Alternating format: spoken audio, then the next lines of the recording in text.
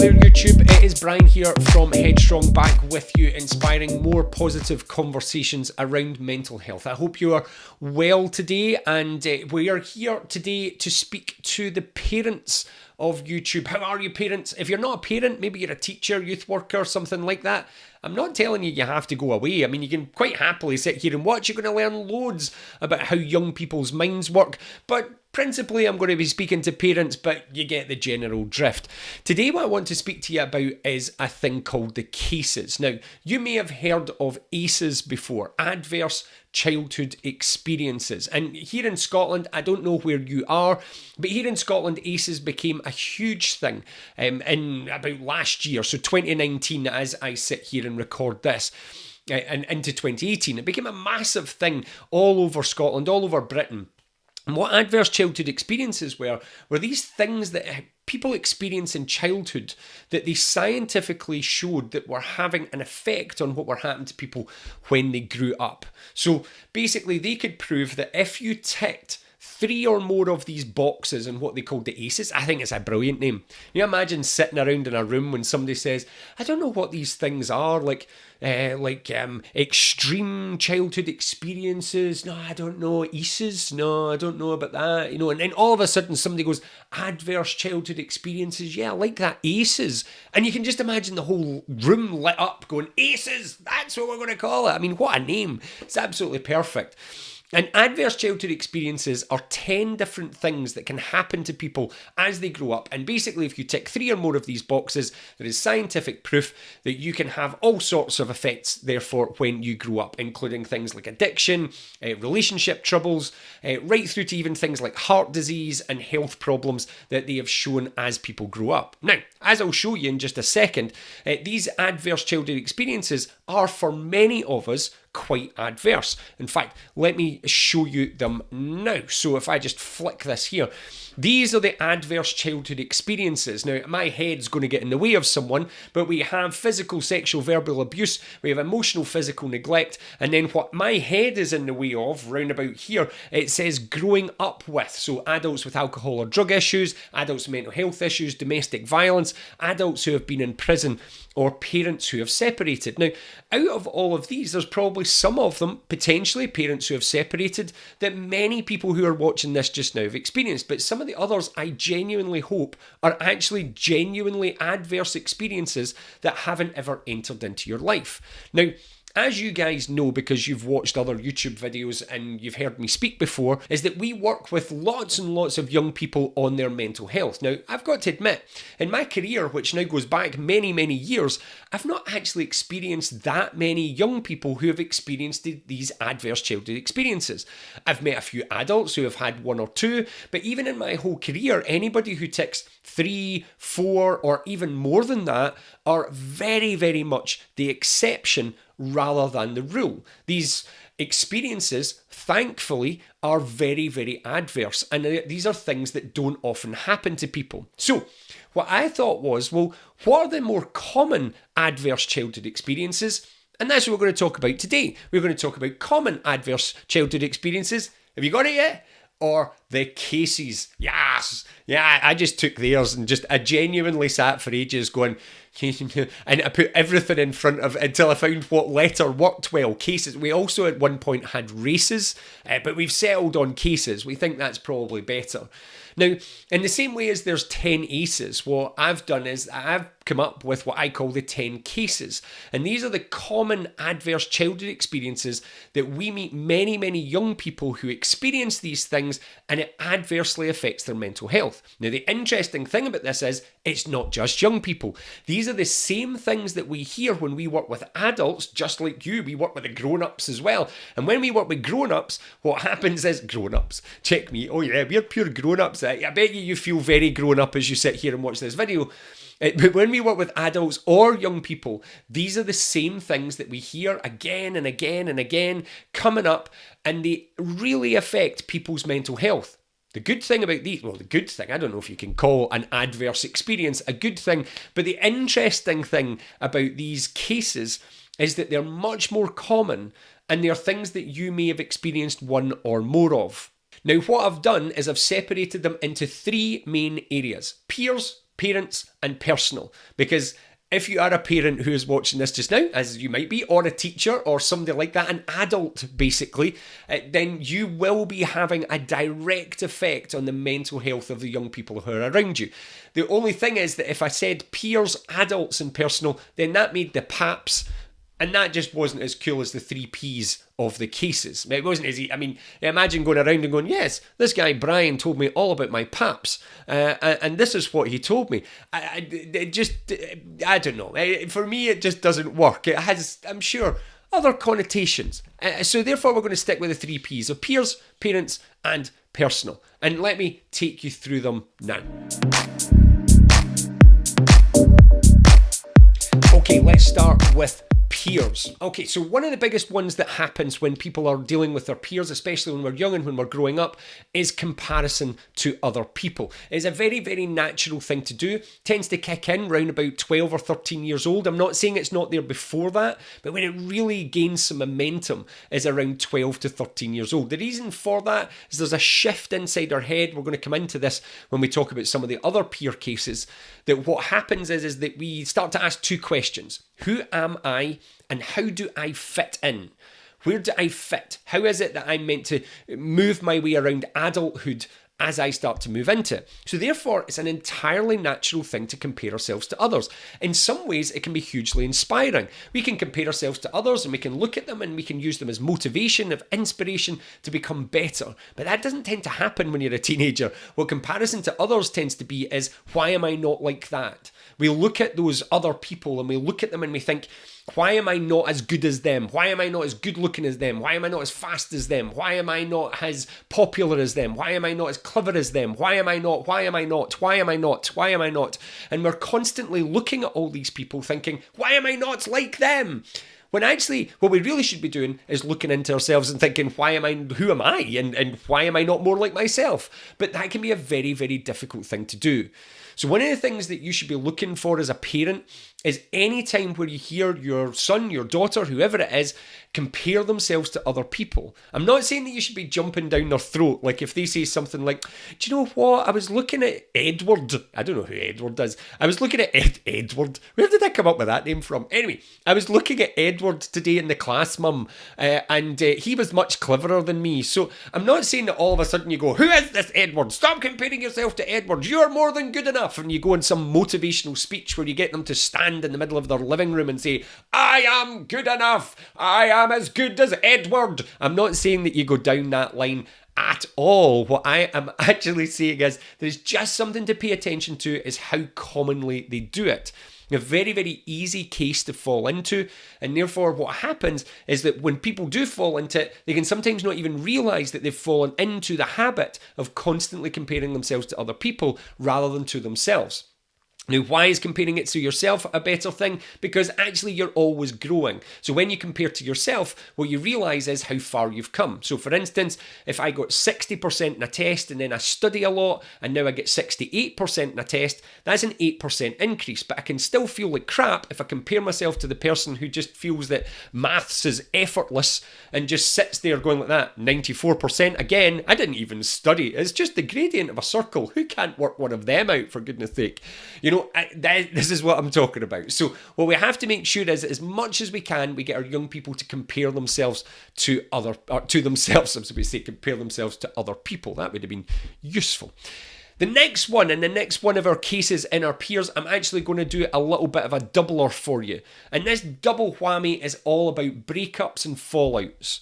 When we lose someone, it can really affect us. And when people are young, this is one of the biggest things that I hear of from young people and adults. I meet people who are in their 40s and their 50s who are still affected by friendship fallouts that happened when they were 10. Like, still remember when I say to them, where do you think this started? And they go, well, when I was 10 years old, I had this experience and my best friend and me fell out. And they're still affected by it. Friendship fallouts and breakups are massive. There seems to be 2 ages where they really hit their peak. somewhere around about 10, just like I said there. So I don't know what it is that happens about 10. We're in a psychological period at that time called modelling. I don't know what it is. It's maybe as we start to get a bit of an identity, we grow out of that real childhood, and it's the first thing where we start to maybe create the first bits of our own identity, and then there's some changes and breakup. I don't know, but something about 10 seems to happen. And then again, around about 12, 13, it hits again. So there's like a little gap, just this little lull, and then 12, 13, definitely by 14, there's a big kick in, and we have all these relationship fallouts and breakups. These can cause massive issues, because what happens when the friend falls out is that the first place we look, similar to comparison to others, is we look at ourselves. And we think, oh my God, why am I not good enough? Why have I not been chosen to be good enough to be the friend of whoever this person happens to be? So therefore, what happens is that I look at myself now, and I should have been doing that about all my good stuff, but I don't. I analyse myself about all the bad things that I might have done, the things that I might have said. And even if I can't find anything, even if I've been friend of the year, I get trophies, I am friend of the year. If I get trophies for being friend of the year, it makes absolutely zero difference. I will find fault in myself because we're very, very good at that. It can create all sorts of mental health issues. So please, parents, again, watch for fallouts. It's not just, oh, plenty more fish in the sea, everything will be fine. Make sure you're allowing your son, your daughter to explore that fallout, and make sure they're not pinning things on themselves that are actually nothing to do with them. The next one is, again, another one about not good enough. And that's one that you would expect to have in a list like this, which is bullying. I mean, when you think about the ACEs thing, these are adverse childhood experiences, and bullying doesn't show up. But when you talk to, I don't know, any of your adult friends, almost any of them, what will be the thing that they talk about when you say, how was school for you? If school wasn't, even if it was brilliant, everybody will have a bullying story, or pretty much everyone will have a bullying story that has adversely affected them. It is a common, exceptionally common, adverse childhood experience. And sometimes people don't even know that it's happened. And what I mean by that is it's like the bully doesn't even realise that it's happened, because actually when it was happening, it wasn't the bully's intention to cause pain, but our perception of it as we were growing up was that that's what it was.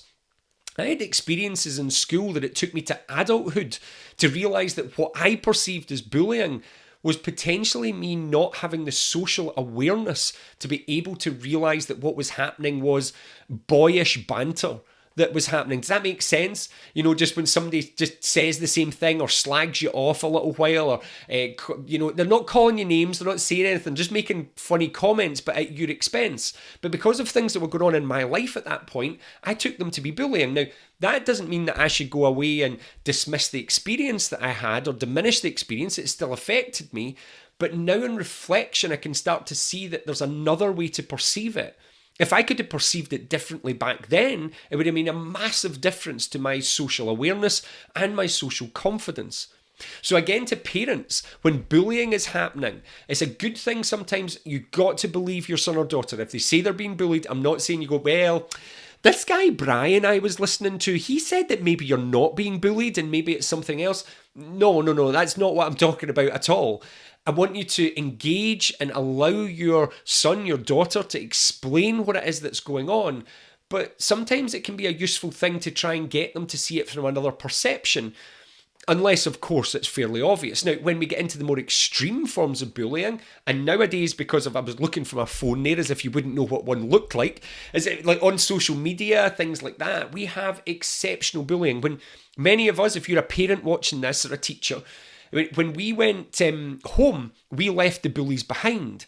But the world now of social media and connectedness means that actually I'd take my bullies home in my pocket. I could go home from school and leave the bullies behind. Now young people can't do that. I'm working actually right this minute. Well, obviously not right this minute, I'm speaking to you. But right just now, I am working with a young man who has experienced some of the most extreme online bullying that I've ever had. And it's horrible. Absolutely horrible. And my job now, with him being 18 years old, is to try and make sure that I can allow him to process that quickly enough that it's not going to affect his adulthood. Now, we're doing pretty well with that. That's going quite well, but some bullying is really, really extreme. And this will come into an important thing that I'll talk about in other videos. But please remember that when you're dealing with this, engaging with your local school, engaging with private, what would we call them, like private therapists, coaches, whatever, people who aren't you, you're not always the best person to fix this. When you tell your son or daughter how amazing they are, and this will be a subject of another video, look for one called veneering, and you'll find me talking about this in a wee bit more. But when you tell your young person, your son, your daughter, that they're amazing and incredible, inside their head they'll go, well, you would say that. You're my dad. You're my mum. So they can dismiss it. But when somebody else tells them how amazing they are, they will listen. Because why is this person? This person's got no vested interest in telling me this. So you are sometimes not the best person simply because you're actually too close. You love them too much. So you're not the best person sometimes to be able to help them through any of these cases. So bullying is the last of our peer cases. Now, what we'll now move on to is we'll now move on to the parents. Okay, when we come on to parents, there are three main things that we want to look at. These are the things that we experience with the young people who come to us for therapy, coaching, and who we help with their mental health. Okay, the first one is actually one that we are going to steal from the ACEs, and that's losing people. Now, when I say losing people, I've widened that out because it's not just about like what happens when mum and dad separate. It's not just about that. It's also about what happens when we lose people and when people pass away and when we lose people who are really close to us. Now, I'll start off with losing people on the simpler example of that, which is what happens, which is one of the things that happens in modern life where parents will split. Now, one of the things that can happen, remember when we talked about comparison to others, one of the things that happens for many young people in these situations is, again, they will look to themselves. And because even as adults and children and young people, we are fantastic at finding fault in ourselves. It doesn't matter how many times mum and dad turn around and say, you do know this is not your fault. It doesn't matter how many times that's said. What I'm going to do inside my head is I'm going to find my fault. I'm going to think, is that because I failed my exams? Is that because I don't do the dishes enough? I'm only young. I don't have enough experience to be able to base these on. We know as adults that that doesn't bear any reality. It doesn't bear up to any scrutiny. It's not logical that a marriage would split up because your 13-year-old doesn't pack the dishwasher regularly enough. But to a 13-year-old, that is absolutely 100% feasible that my lack of dishwasher filling could be the thing that's caused mum and dad to split up. And therefore, there's a lot of self-blame that happens. Now, obviously as well, there's also losing people. And I'm going to say this genuinely to you right now. I believe that the outcome and the mental health outcome for young people in any relationship separation is entirely down to the way that adults behave. Because to be quite frank with you, and you might be in this right this very minute, as adults, sometimes you behave appallingly. You behave like children. You become again 14 or 15-year-old going, he said, but she said, but he said, but she said, but he said, but she said. And you sit there like that with your poor children stuck in the middle. And you might be sitting there going, well, but he did say, and she did say, and but he did this, and she did that. Yeah, very good. Brilliant. Sort out your shit. I get it. It's a difficult situation. I absolutely understand that. And I know that you're hurt and you're hurting. Go and get yourself sorted out because you're hurting your children and you could be hurting them long term. You're responsible for how they deal with this. And what I'm saying about that is you need to make sure the conversation keeps going. What you need to make sure is that you're engaging with your children. What you need to make sure is whatever age they are, even if you think, oh, they're old enough to understand that these things happen, that you're allowing them a space to speak and that you act like adults because you are their role model. So losing people can be very hard, as well as what happens if we do lose people, because one of the things that happens, and sometimes in relationship separations, obviously, is that dad or mum will go. And because of certain things, maybe they'll move geography, maybe they might move to another city, they might move somewhere else, it might be a new relationship, that actually that engagement disappears.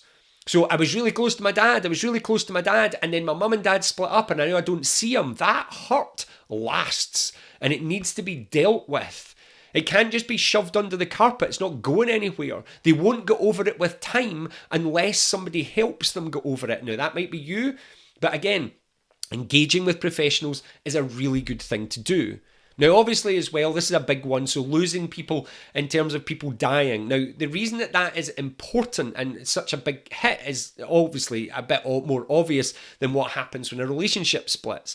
For many of our young people, they've never experienced death before. They've never experienced what it means for somebody to be there, and then not be there.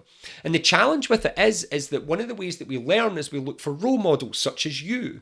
But if it was your mum, dad, or something like that passed away, so it's their grandparent, your child is suffering, but so are you. And you're not in the best place to be able to help them. And that's okay. But what we have to do is we have to make sure that we're looking after each other. So don't isolate yourself when these things happen. But also don't sacrifice yourself to only look after your son or your daughter because your emotions are valid. When I'm talking about the relationship splitting up, I'm asking you to act like an adult, not to act like a robot. It's okay to say, I'm hurt because your mum or your dad did this. It's okay to say, I'm angry because your mum or your dad did this. But it's also okay to say, and I'll forgive them, or I understand why they've done that, or that there's another side to the story that you don't understand. In the same way, when somebody dies, it can be a very, very important thing to be able to sit with it and to be able to show that emotion, but also to get support from your son or daughter, but also to offer that support back. Be a really big thing. And again, as I say, sometimes you're not the best person because you're hurting. So engaging with school, engaging with professionals is a brilliant way to go. When I say engaging with professionals, by the way, watch our other video where I take you through all the different types of therapy so that you might be able to find out what the best professional is for you. You might meet some interesting people in that video. Now, the next one is a little bit lighter than that one. What do parents do wrong? Well, we make mistakes. I call these parental whoops. So where as a parent, you go whoops, and you trip over something, and all of a sudden you've made a mistake. I have one belief about parenthood, and that is that something you do is going to mess your child up. I don't think you can avoid that. It's just totally unavoidable. Something you do is going to mess your child up. Don't try and avoid it. You can't avoid it. You're just going to, the more you try and avoid it, the more it's probably going to happen. So you can't do that. What do I mean by a parental whoops? Now, what I mean is things like, when they're growing up and they're first starting school, and there you are trying to be an encouraging parent, and little Jessica or little Thomas come home, and I don't know where I'm getting these names from. If I hit your child well and I get their name right, then just think I'm speaking to you directly. It's the law of attraction, obviously. But imagine little wee Jessica, wee Thomas comes home, and the sums are starting to get difficult. So the maths is starting to get difficult. And what you say to try and support them is, it's okay, I was rubbish at maths too when I was at school. Now, even worse than that is, it's okay, I didn't like school either. Things like this, where we make mistakes, where we don't mean to, where we say things when they're growing up, like, oh my God, spiders. Oh, geez, I hate them. I hate spiders. Now, this is just light examples, but some of these things can really get installed in young people's heads. If you notice that some of your fears, no matter how hard you've tried, have passed on to your children, and you're like, I don't know why they're scared of spiders, because I've always tried to hide it. Now, the other place that this starts to happen is when we do things like getting angry where it's inappropriate, and where we just generally make mistakes. We don't mean to. They're just things that we do because we're human. And sometimes we can never be the perfect parent. Stop trying to be a perfect parent. You're not going to be it. It is not going to happen. Okay, now the next one is a much simpler one, but it's something that's in parental control, but can leave young people feeling really out of control. Now remember I said, before I reveal this one, remember I said about how one of our big things is that we want to fit in. So it's really important for us that we fit in. Now, therefore, when that gets upset, when it gets knocked off course, or when we're asked to fit in all over again, that can be a big thing. So the third of our parental cases is moving house or moving school. Now, for some young people, moving school is an amazing thing, and moving school is exactly what's needed. I'm saying to you now, if your son or daughter is experiencing bullying, or where a perception has built up of them that now they are maybe 13, 14 years old and that perception is sticking. Sometimes giving them a fresh start can be a really good thing, as we can become very stubborn as adults sometimes and leave our children in situations where we're going, but it will get better, but we're not really thinking about the way that perception works. You know, once we have a label, especially at that age, labels are very important. They're not important to us as much when we get older, but when you're that age, they are so important. Once that label sticks, sometimes it can be a good thing to get a fresh start. However, that fresh start psychologically is exceptionally challenging for many, many young people. It's a very, very difficult thing to manage because they've spent years and years learning how to fit in, learning how people work, learning people's patterns. And then all of a sudden what happens is they're in a situation where that's gone. And now they have to start again.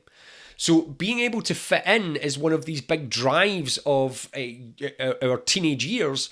And therefore, when we move house or move school, that can really upset the apple cart. Okay, so that's our 3 parents ones. So what, finally, are the 3 personal cases that we're going to look at?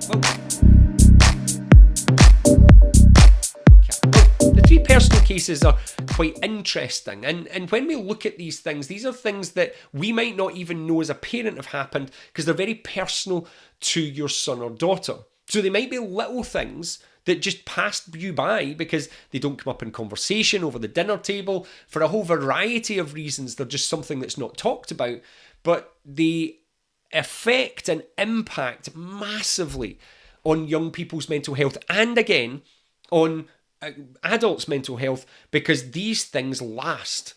What happens inside your mind is that your mind basically is there to keep you safe. So when some of these things happen, in any of the other cases that I've talked about, what begins to happen is that your mind will create a coping strategy, a safety strategy to make sure that that never happens again. So before I go on to the first one, in fact, in personal, let me tell you a little story. I worked a few years ago, and I'll be very ambiguous with the details here, but I worked a few years ago with a young person, and they were now about 24, 25, and they were crippled by social anxiety. Absolutely crippled by social anxiety, and found it very, very difficult to go into pub situations, nightclub situations, and places where young people would normally go effortlessly. They found it super challenging. Once they were in, they were okay, but the process and the build-up was very, very difficult. And the reason for that was, if we rewind a few years to when they were first in university, basically they had a prank pulled on them where everybody told them that a night out was going to be a fancy dress night, and it wasn't. They were the only one that were told that it was a fancy dress night. So they show up dressed up, Woody from Toy Story, should you want to know, and they show up dressed up, and everybody's already sitting there with their phones to capture it. Around the university campus, it went a little bit viral. And this was a hugely embarrassing moment for this person. For everybody else, they just thought it was a joke. But this is one of the things we sometimes have to think about. Sometimes, as I always brought my children up to understand that it wasn't a joke if the person who the joke was on wasn't laughing. That doesn't make it a joke. That means that it's not funny, because you could be impacting on somebody else. If there's only one person laughing or a group of people laughing and one person isn't, and they're the butt of that joke, they are the focus of that joke, this is not a joke. And what his friends failed to realise was that that is what happened. Now, as you would do if you were 18, you try and play it off. Oh yeah, you guys, oh yeah. But it wasn't. It stuck. And 6 years down the line, the impact of that, because this boy's mind had basically gone into safety mechanism. So as he's walking into a pub at 24, his mind is saying, what if? So he's ready for something to happen, even though he's now not dressed up. He's still expecting that, what if they're not there? What if they've tricked me? What if they're, taking the mickey out of me and they've gone somewhere else? Now, these embarrassing moments can happen anywhere. In school, they can happen in personal life, they can happen when they're out with their friends. It might even be something that happened while you were there, but you didn't notice, because to you it was just a little thing, but in their mind it's much, much bigger. It's a much, much bigger deal. So what we have to watch for is when your son, your daughter comes to you and says, this thing happened at school today, make sure you're digging into it a little bit to find out whether that's something that you need to pay attention to a little bit more than just fobbing it off with oh, I'm sure it'll be fine. These things happen when we're young because, again, they can leave a mark. Make sure that they're allowed to process them, to learn from them, to understand that this is an isolated incident. And if it's not an isolated incident, we're now into bullying, which is a different thing. Okay, so that's the first of our personal cases. The next of the cases is about being different. You see, as I've said a few times, it's all about fitting in. Everybody wants to fit in. This is what one of the most important things is fitting in. So to be different means that all of a sudden you dilute the fitting in pool. Now, when you were growing up, perhaps fitting out was one of the things that you loved to do. Maybe your style, your approach, your personality, you loved the fact that you fitted out, but that takes great confidence. And as I said just a wee second ago, it also dilutes the pool of fitting in. And one thing that can therefore happen is, even though you're happy to fit out, you're still looking over at the big popular group going, should I be like them? And now we're in comparison to others. Well, you're trying to have your own style, but maybe that your own style because the big group fit in, so they therefore take the piss out of you trying to fit out. So, why are you dressed like that? Why do you listen to that music? Why are you like this? Why do you like that thing? And all of a sudden, the majority are telling us that by being different, that actually we're not fitting in. So where do we stand? And this can cause a horrible dilemma. We love our new personality and who we're becoming, but the majority tell us that it's wrong. But it's not wrong. And we know that because we love our new personality and we love the music we listen to and we love the friends we have, but we definitely are a minority, and these people tell us, again, that we're wrong. So should I be more like that? And because we're only young, we don't have the experience to base these decisions on, and it can cause a lot of dilemma. Think about when you were growing up, when you were a teenager. I'm sure that would have happened to you at some point. Maybe you got a boyfriend or a girlfriend that everybody said, why are you going out with that person? Or maybe you were into a specific type of music, or perhaps you took a subject and you were very good at something. And what happens is the majority turns. And when you're 15, 16, 13, 12, 17, the majority have power. And that power can impact you very negatively. Now, what can be a very useful thing to do is, again, to engage with professionals. Because quite often when you say, but you're brilliant, you're beautiful, you're clever, you're kind, you're handsome, you're whatever, they're like, yeah, but your mum or dad, you would say that to me. But actually someone outside giving them the courage and the confidence to be themselves, to stand and to say, this is who I am, this is me. That type of approach can be very, very useful, because actually what we want to give is we want to give young people the courage to be themselves. I used to stand in front of, this used to be my introduction when I work in schools. I still do loads of work in schools, and when I used to introduce myself, what I used to say is, I'm Brian, I work with people's mental health, and what I do is I work with young people like you, right up to people who are 40 years old, who wake up one morning and go, what am I doing with my life? Now, how many of you watching this, and perhaps you right now watching this, realise that actually when you look back through your life, that you've never truly been yourself?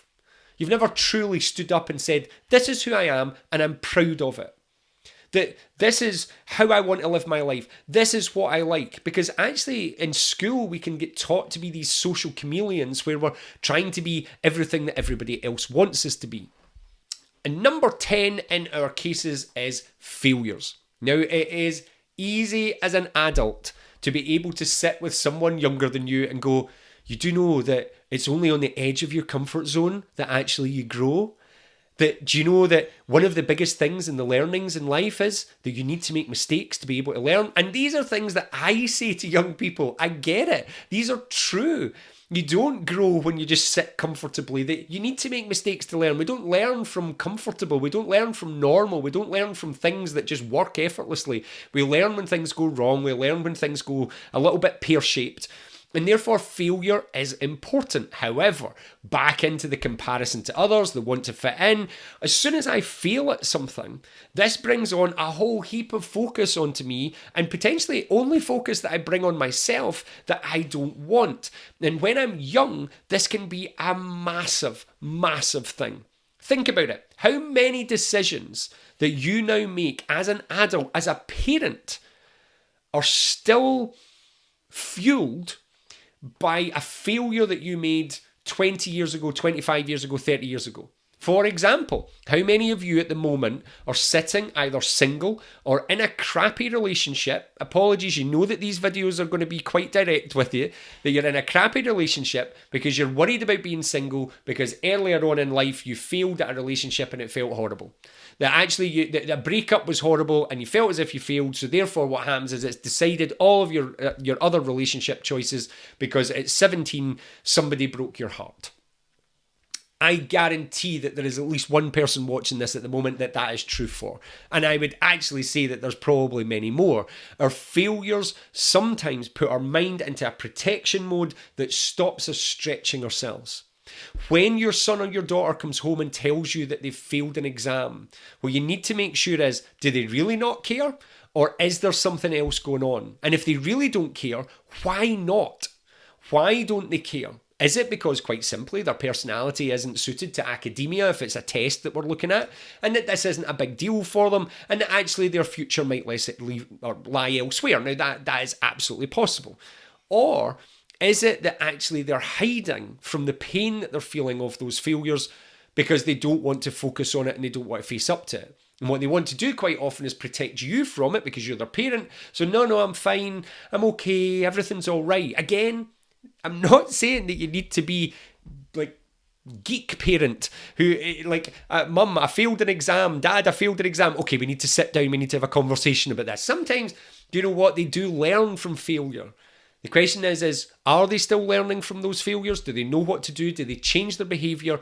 Or are they just stacking up? Because sometimes when they stack up, this can have a really long effect. Whether that might even be failures not only in academic things, failures in friendships, where maybe, I approached somebody today and I asked if they wanted to be my friend and they didn't. These types of things can be really tough. And as they start to stack up, they become what we call a normal. And when failures start to become a normal, the mind will go into protection and it will say, don't stretch yourself because if you do, you'll fail, and we become scared of failure. And as soon as we become scared of failure, that's a point when our life can start to be constrained by what's happening. So these are our 10 cases. So let me show you them just now and we'll just put them up on the screen. So as we talked about, peers, comparison to others, relationship breakups, friendship fallouts and bullying. These are huge things that happen in the peer group. Again, you might not even know that they're happening when they are, so make sure that we're paying attention to them. Don't fob them off. Don't think that they're just nothing. Sometimes they are, but it pays to protect your young people's mental health by making sure that you check how these things are affecting. The biggest thing that we hear about when we talk to teenagers and adults is these two things, the relationship breakups and the friendship fallouts. When we start dealing with the parents, losing people, so separations or losing people where people die, very important things to us when we're young. The parental whoops, so when you make a mistake, I didn't like maths either, or the moving house or moving school, which sometimes is just we're out of control of. It just has to happen. Maybe a job change, maybe a relationship change, whatever it is. There's a million reasons why you might have to move house and move school, but just be aware that the impact on your teenager might be absolutely significant to their mental health. So make sure that they're getting help to understand how to cope with it. And then we have our personal ones, which is embarrassing moments. We have our being different, which we want to encourage. We want to encourage them to be themselves. So being different is not the adverse childhood experience. The adverse childhood experience is what happens as we are being different and how the world responds to us because of the fact that we're being different. So these are our 10 cases, and what I would say to any parent is that what we want to do as parents is we want to be looking out for these. But as I said earlier on, the main thing that we have to watch out for is that we're doing the right thing when they occur. You cannot avoid these things happening. I've got to admit, the ACEs, the adverse childhood experiences we looked at right back at the start, many of them are down to us, the adults. Just go back and look at them. It's things like abuse and neglect. This is adults who have mental health issues and their children are being affected by it. But these ones are entirely out of your parental control.